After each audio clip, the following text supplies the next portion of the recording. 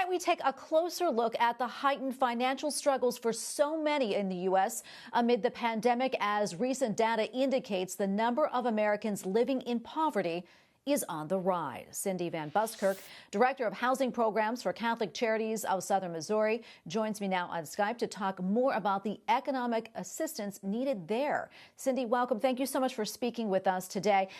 Tell us, how has the pandemic financially affected the communities that you serve, and what are you seeing there on the ground? Our families have been affected in so many different ways. So many have lost their jobs due to business closing, are laid off, or lack of hours due to businesses closing or having shorter hours of open businesses. They have been affected. They can't pay their rent. They can't pay their utilities. They have trouble getting enough food for the family. The list just goes on. It just seems never ending. And our calls just keep getting greater and greater. We have a new funding source now, and we're able to begin assisting again with new funds.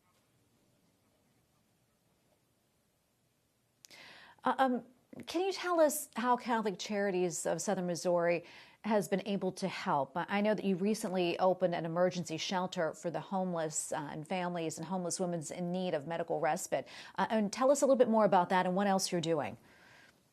Yeah, we did. We just opened up in late October. We now have housed 16 families. Our facility is full right now, and I believe right now we have 4 medical respite beds. We have assisted, and we just had our first baby born of one of our medical respite ladies. We're very happy about that. We are getting ready to help these families move into long-term housing and help them become self-sufficient. We have taken so many that have been just literally on the street, or would have been back on the street if not been for our shelter. We have been able to assist folks from being evicted with different funding sources with CDBG CARES funds.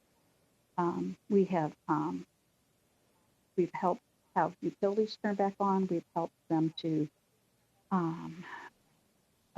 get connected with different resources that they have needed, whether it be food bank, clothing bank, just different various resources. Our families have also, so many of them have lack of daycare, so many of them have had to stay home to take care of their children. So many schools are doing virtual schooling education, and it's been so hard for some families. And we have a lot of single parents, women and men, both as single parents, who they either can only work part-time or they can't work at all. So their resources have just really diminished. It's been very sad.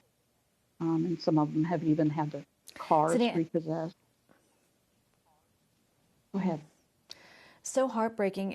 And Cindy, tell us, I know there's so many people that are watching right now and would love to help. Tell us how they can do that, how they can get more information to help out. Yeah, sure. We have a Facebook page, and we also have a website.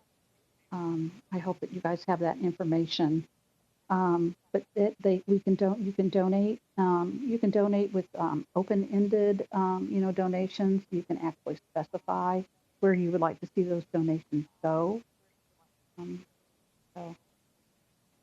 donations are welcome, and our donations have been down during the pandemic. Well, we hope some people see this and are willing to help. I'm sure they are. Cindy, thank you so much for your time, for coming on. God bless you for what you do, and we'll be praying for you all. Thank you, and thank you for having us.